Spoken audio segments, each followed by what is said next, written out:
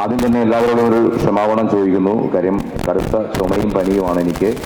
കഴിഞ്ഞ ദിവസം തിരുവാഭരണ യാത്രയോടൊപ്പം ശബരിമല പോയി മടങ്ങി വന്നതേ ഉള്ളൂ. അതിൻ്റെ ഒരു ബുദ്ധിമുട്ടുണ്ട്. പക്ഷേ ഈ ചടങ്ങ് ഒഴിവാക്കാൻ പറ്റാത്തത് കൊണ്ട് മാത്രമാണ് എത്തിയത്. ഇന്നിപ്പോൾ ഈ ഫംഗ്ഷൻ ഇവിടെ നടക്കുമ്പോൾ ഇതിൽ മുഖ്യ ഒരു പങ്കാളിത്തം വഹിക്കുന്നത് ലയൺ മയൂര റോയൽ കിങ്ഡം എന്നുള്ള LMRK എന്ന വിളിപ്പേരിൽ അറിയപ്പെടുന്ന ഒരു അന്താരാഷ്ട്ര സംഘടനയാണ്.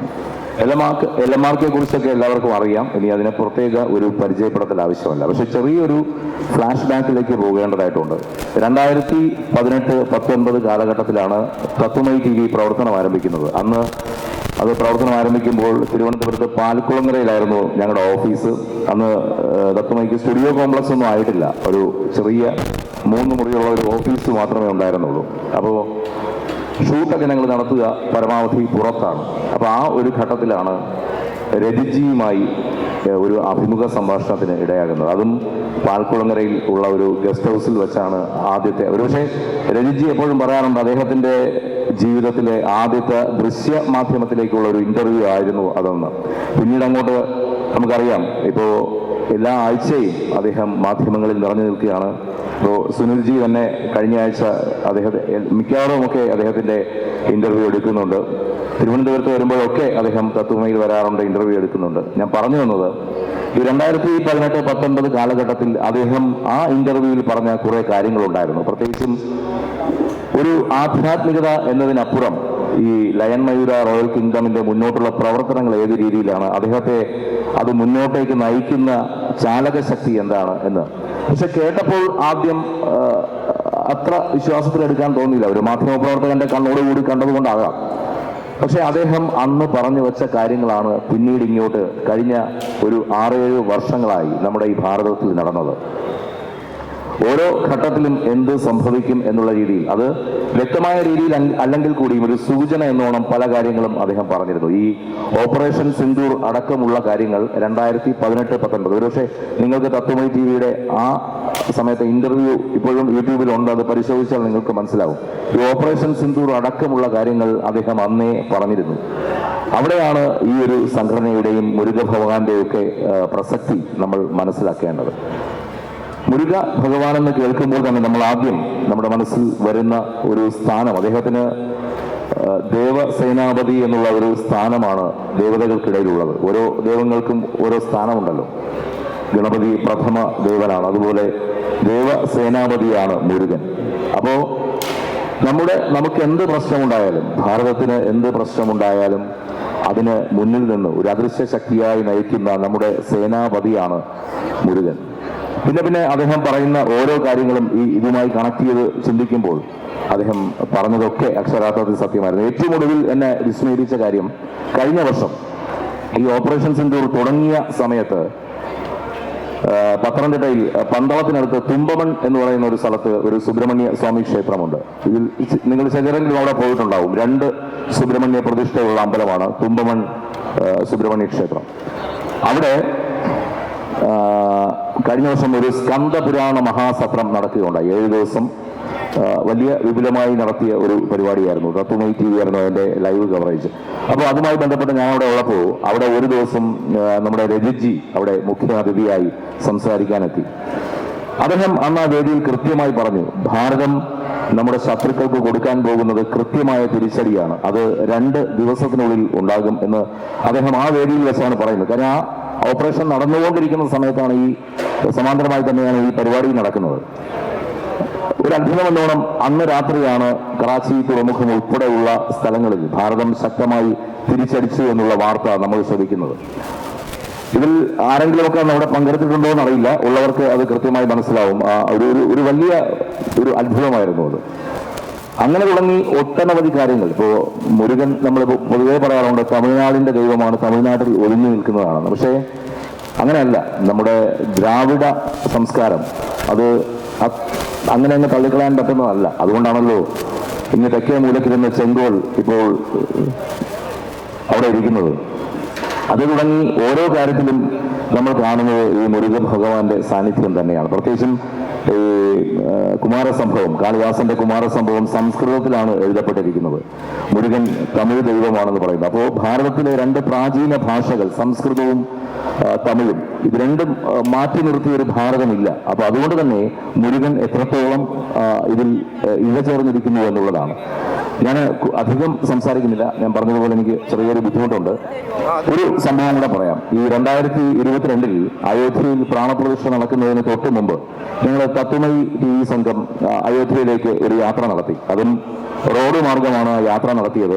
അപ്പോൾ ഞങ്ങൾ പല സ്ഥലങ്ങളിലും ഇങ്ങനെ റോഡ് മാർഗം താമസിച്ചാണ് അയോധ്യയിലേക്ക് എത്തിയത് 4 ദിവസം കൊണ്ട്. അപ്പോൾ ഇതിൽ 3ാമത്തെ ദിവസം നമ്മൾ താമസിച്ചത് ജബൽപൂർ എന്നൊരു സ്ഥലത്തായിരുന്നു.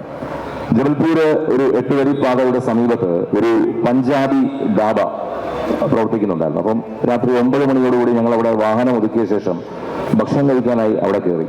അപ്പോൾ അത്യാവശ്യം നല്ല നീറ്റ്നെസ് ഉണ്ട്, ഒരു രാത്രി കിടന്നുറങ്ങാനുള്ള സംവിധാനമുണ്ട്. അപ്പോൾ അന്ന് അവിടെ തന്നെ കൂടിയിട്ട് പിറ്റേന്ന് രാവിലെ യാത്ര തുടരാം എന്നുള്ള ഒരു രീതിക്ക് ഞങ്ങൾ അവിടെ തങ്ങി. പിറ്റേ ദിവസം രാവിലെ ഞങ്ങൾ ഉറക്കമൊഴിച്ചപ്പോൾ ഒരു 5 മണിയോടുകൂടി ഉറക്കമുണർന്നപ്പോൾ ഞങ്ങളെ വിസ്മയിപ്പിച്ച കാര്യം, അതൊരു സർദാർജിയുടെ കടയായിരുന്നു. ഒരു സിഖ് സർദാർജിയുടെ കടയാണ്. അദ്ദേഹം രാവിലെ പൂജ നടത്തുകയാണ്. പ്രതിഷ്ഠ നോക്കിയപ്പോൾ മുരുകന്റെ പടമാണ്. അതും പഴനിയിലെ, നമ്മൾ പഴനിയിൽ കാണുന്ന മുരുകന്റെ അതേ രൂപത്തിലുള്ള പടം. അപ്പം അദ്ദേഹത്തോട് അതേക്കുറിച്ച് ചോദിച്ചു. അപ്പോൾ അദ്ദേഹം പറഞ്ഞത് 2013-14 സമയത്ത് അദ്ദേഹത്തിന്റെ പഞ്ചാബിലുള്ള ഒരു സ്ഥലവുമായി ബന്ധപ്പെട്ട് കുറച്ച് തർക്കങ്ങളുണ്ടായി. അപ്പോൾ ശരിക്കും അദ്ദേഹത്തിന്റെ കുറെ ബന്ധുക്കൾ അദ്ദേഹത്തെ ചതിക്കുകയായിരുന്നു. ഇദ്ദേഹം ഒറ്റപ്പെട്ടു പോയി. ബാക്കി ഉള്ളവരെല്ലാം മറുവശത്ത് നിന്ന് ഒറ്റക്കെട്ടായി വലിയ രീതിയിലുള്ള കൃത്രിമം കാണിച്ച് ഇതൊക്കെ പിടിക്കാനുള്ള ഒരു ശ്രമം നടത്തുകയായിരുന്നു. അങ്ങനെ ഒരു സംഭവം ഉണ്ടായി. ആ സമയത്ത് ഇത് ആരോ പറഞ്ഞറിഞ്ഞ് അദ്ദേഹം ഭാരതത്തിലെ ചില ക്ഷേത്രങ്ങൾ സന്ദർശിക്കാൻ വേണ്ടി ഒരു കന്യാകുമാരി വരെ ഒരു യാത്ര നടത്തി. ആ സമയത്താണ് അദ്ദേഹം പളനിയിലെത്തുന്നത്. പളനിയിൽ ചെന്നപ്പോൾ അവിടുത്തെ ഒരു സിദ്ധൻ പറഞ്ഞു അത്രേ, മുരുകൻ ദേവസേനാപതിയാണ്. നിങ്ങൾ എന്തെങ്കിലും ഒരു ധർമ്മ യുദ്ധത്തിന് ഇറങ്ങുകയാണെങ്കിൽ അദ്ദേഹത്തെ പൂജിച്ചിട്ട് ഇറങ്ങുക, വിജയം സുനിശ്ചിതമാണ് എന്നാണ് പറഞ്ഞത്. അത് കേട്ടിട്ടാണ് ഇദ്ദേഹം മുരുക പൂജ തുടങ്ങിയത്. പക്ഷെ അദ്ദേഹം പറയുന്നത് ഒരു 3 വർഷത്തിനകം അദ്ദേഹത്തിന്റെ പ്രശ്നങ്ങളൊക്കെ തീർന്നു. ഈ പറഞ്ഞ ഒരു വലിയ നിയമയുദ്ധമായിരുന്നെങ്കിൽ കൂടിയും ആ യുദ്ധത്തിൽ അദ്ദേഹത്തിന്റെ സ്ഥലം തിരിച്ചു കിട്ടി. പിന്നീട് ആ സ്ഥലം അദ്ദേഹം അവിടെ വിറ്റിട്ട് ഈ പറയുന്ന ജബൽപൂരിലേക്ക് അവർ താമസം മാറുകയും അവിടെ ഒരു കടയും വീടുമൊക്കെയായി അവിടെ സ്ഥിരതാമസമാക്കുകയായിരുന്നു. പക്ഷെ ഞാൻ പറഞ്ഞു വന്ന അതാണ്, ഒരു സർദാർജിയാണ് മുരുക പൂജ നടത്തുന്ന കാഴ്ച കണ്ടത്. നമ്മുടെ തത്വമയുടെ ആർക്കൈവ്സിൽ ഇപ്പോഴും അതിന്റെ വിഷ്വൽസ് ഞങ്ങൾ എടുത്തു വെച്ചിട്ടുണ്ട്. അപ്പോ മുരുകൻ എന്ന് പറയുന്നത് തമിഴ്നാട്ടിൽ ഒതുങ്ങുന്ന, അല്ലെങ്കിൽ തെക്കേ അറ്റത്ത് മാത്രം ഒതുങ്ങുന്ന ഒരു ദൈവമല്ല. അനുഭവങ്ങളിലൂടെ അല്ലെങ്കിൽ വേറിട്ട തലങ്ങളിലൂടെ പല മേഖലകളിലേക്ക് കടന്ന് ഭാരതമൊട്ടക്ക് അല്ലെങ്കിൽ ലോകമൊട്ടക്ക് ഇന്ന് ഇപ്പോൾ അദ്ദേഹം നിറഞ്ഞു നിൽക്കുകയാണ്. ഈ 2018 രജിജിയുടെ ഇന്റർവ്യൂവിലും അദ്ദേഹം പറഞ്ഞത് ഭാരതത്തിൽ അല്ല, ലോകത്തിൽ ഉടനീളമുള്ള എനർജി പോയിന്റുകളിലൂടെ ഉള്ള ഒരു യാത്രയാണ് അദ്ദേഹത്തിന്റെ ഉദ്യമം എന്നുള്ളതാണ്. പക്ഷെ അത് ഏറെക്കുറെ അദ്ദേഹം ആ കാര്യത്തിൽ വിജയിച്ചിരിക്കുന്നു. ഇന്നിപ്പോ കൃത്യമായി ഭാരതത്തിന്റെ അഭിവൃദ്ധിക്ക് വേണ്ടി എനിക്ക് തോന്നുന്നില്ല മറ്റൊരു ആധ്യാത്മിക സംഘടന, ദേശീയത കൂടി ഊന്നി പ്രവർത്തിക്കുന്ന ഒരു ആധ്യാത്മിക സംഘടന വിപുലമായി ഭാരതത്തിലും ഭാരതത്തിന് പുറത്തും പ്രവർത്തിക്കുന്നുണ്ടെന്ന് ഉള്ളത്. കാര്യം ഒരു വശത്ത് ഈ സ്പിരിച്വൽ കാര്യങ്ങൾ നടക്കുമ്പോൾ തന്നെ മറുവശത്ത് നമ്മുടെ രാഷ്ട്രം, രാഷ്ട്ര സുരക്ഷ, രാഷ്ട്രത്തിന്റെ അഭിവൃദ്ധി, ഇതിനൊക്കെ വേണ്ടി കൃത്യമായ യാഗങ്ങളും പൂജകളും ഒക്കെ ചെയ്തുകൊണ്ടാണ് അദ്ദേഹം മുന്നോട്ട് പോകുന്നത്. അപ്പോൾ ഈ ഒരു സമയം പറഞ്ഞതുപോലെ വലിയൊരു മാറ്റത്തിന്റെ സമയമാണ്. ഭാരതം ഒരുമിച്ച് നിന്ന് ഈ പറഞ്ഞതുപോലെ നമ്മുടെ പ്രതിബന്ധങ്ങളെ തരണം ചെയ്ത് നമ്മുടെ ശത്രുക്കളെ തുരത്താൻ, അത് പഴയതുപോലെ അപലപിക്കുന്ന കാലമല്ല, ഇങ്ങോട്ടടിച്ചാൽ അങ്ങോട്ട് കയറി അടിക്കുക എന്നുള്ളൊരു കാലമാണ്. കാര്യം മുന്നിലുള്ളത് ദേവസേനാപതിയാണ്. അപ്പോൾ വിജയം നമുക്ക് തന്നെ ആകുമെന്നുള്ള കാര്യത്തിൽ നമുക്ക് ഒരു സംശയവും വേണ്ട. ഇത് ഒരു സത്യമാണ്. അത് ഈ പറഞ്ഞതുപോലെ തെളിയിച്ചുകൊണ്ടിരിക്കുകയാണ്. ഇപ്പോൾ നമുക്കറിയാം, ഇതിൽ എനിക്കൊരു അഭിപ്രായമുള്ളത്, എൻ്റെ അറിവ് ശരിയാണെങ്കിൽ ഇന്ത്യൻ മിലിറ്ററിയുടെ വാർ ക്രൈയിൽ ഇതുവരെ ഹരഹരോ ഹര വന്നിട്ടില്ല എന്നുള്ളതാണ് ഞാൻ മനസ്സിലാക്കുന്നത്. സ്വാമി ശരണമയ്യപ്പ ഉണ്ട്, ബ്രഹ്മോസ് മിസൈലിന്റെ റെജിമെന്റിന്റെ വാർ ക്രൈ ആണ്. ഹരഹര മഹാദേവ് ഉണ്ട്, ജയ് ബജ്രംഗ് ബലി ഉണ്ട്, ഓം മഹാകാളി ഉണ്ട്. ഇപ്പോൾ ഏറ്റവും കൂടുതൽ വാസുകി ഇല്ലേ, വാസുജിയാണ് ഏറ്റവും ഒടുവിൽ ഇപ്പോൾ ഇടം പിടിച്ചിരിക്കുന്നത്. അപ്പോൾ എന്തുകൊണ്ട് ദേവസേനാപതിയായിട്ടും നമ്മുടെ മുരുകന് ഇന്ത്യൻ ആർമിയുടെ മുന്നിലേക്ക് എത്തുന്നില്ല? അദ്ദേഹത്തിന്റെ ഹരഹരോഹര ഒരു വാർക്രയായി, ഏതെങ്കിലും ഒരു ബറ്റാലിയന്റെ വാർക്രയായി മാറും എന്ന് നമുക്ക് പ്രത്യാശിക്കാം. എന്തായാലും യൂത്ത് ആയിരുന്നു ഇന്നലെ ഇവിടെ ഏറ്റവും കൂടുതൽ തടിച്ചുകൂടിയത്. അത് തിരുവനന്തപുരത്തിൻ്റെ ഒരു വലിയ മാറ്റത്തെയാണ് സൂചിപ്പിക്കുന്നത്. റാപ്പ് മാത്രമല്ല, നമ്മുടെ ആധ്യാത്മികതയിലൂന്നിയ ഇത്തരത്തിലുള്ള ഭജൻ കണക്റ്റുകളും നമുക്ക് വേണം എന്നുള്ള ഒരു ബോധത്തിലേക്ക് അവർ എത്തിയിരിക്കുന്നു. അതോടൊപ്പം ഞാനിപ്പോൾ സാന്ദർഭികമായി സൂചിപ്പിക്കാൻ വന്നത്, ഇത്തരത്തിലുള്ള ഗഗനമായ വിഷയങ്ങളിലുള്ള സെമിനാറും സത്സംഗവും ഒക്കെ നടക്കുമ്പോൾ അതിലും കൂടി കണക്റ്റ് ആവാനുള്ള ഒരു മനോഭാവം നമ്മുടെ ആൾക്കാർ കാണിക്കണം. ഇപ്പോൾ ബാക്കിലോട്ട് നോക്കുകയാണെങ്കിൽ ഒരുപാട് കസേരകൾ ഒഴിഞ്ഞു കിടക്കുകയാണ്. പക്ഷേ ഇത്രയും വളരെ ഗഗനം, ഇപ്പോൾ സുരേഷ് ജി അവതരിപ്പിച്ചത് വളരെ ഡീപ്പായിട്ടുള്ള മുരുകൻ എങ്ങനെ ഭാരതത്തിൽ നിറഞ്ഞു നിൽക്കുന്നു എന്നുള്ളതാണ്. ഇപ്പോൾ ഇദ്ദേഹം ആ ഡൈറ്റി എന്നുള്ള രൂപത്തിൽ മുരുക ഭഗവാനും മറ്റ് നമ്മുടെ ആരാധനാമൂർത്തികളെയും ഒക്കെ എങ്ങനെയാണ് കാണേണ്ടതെന്നുള്ള വളരെ വിശദമായ കാര്യം പറഞ്ഞു. ഇനി സുനിൽജിയാണ് സംസാരിക്കാനുള്ളത്. ഞാനിപ്പോൾ ഈ ഒഴിഞ്ഞ കസേര കണ്ടപ്പോൾ ഒരു വിഷമം തോന്നി സൂചിപ്പിച്ചു എന്നുള്ളതേ ഉള്ളൂ. ഭജൻ കണക്റ്റ് മാത്രമല്ല, ഇത്തരത്തിലുള്ള വിഷയങ്ങളും നമ്മളുടെ സമാജം വളരെ ഗൗരവത്തോടു കൂടി എടുക്കണം. ഇപ്പോൾ ഇത് M7 ന്യൂസ് തത്സമയം കാണിക്കുന്നുണ്ടെന്നാണ് ഞാൻ മനസ്സിലാക്കുന്നത്.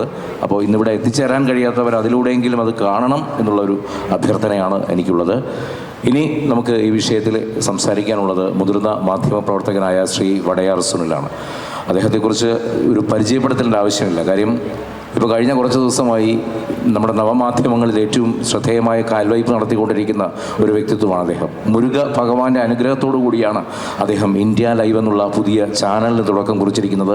ഇപ്പം ഏറ്റവും ഒടുവിൽ ഈ ആധ്യാത്മിക കാര്യങ്ങൾ മാത്രം ചർച്ച ചെയ്യുന്നതിന് വേണ്ടി പുണ്യം എന്നുള്ളൊരു പേജ് കൂടി അദ്ദേഹം കഴിഞ്ഞ ദിവസം ആരംഭിക്കുകയുണ്ടായി. അപ്പോൾ ഇത്തരത്തിലുള്ള വിഷയങ്ങളൊക്കെ വളരെ വേഗം നമ്മുടെ സമാജത്തിലേക്ക് എത്തിക്കാൻ അദ്ദേഹത്തിൻ്റെ ഈ പേജിന് എല്ലാവിധ ആശംസകളും നേർന്നുകൊണ്ട് ശ്രീ സുനിൽജിയെ ക്ഷണിക്കുന്നു.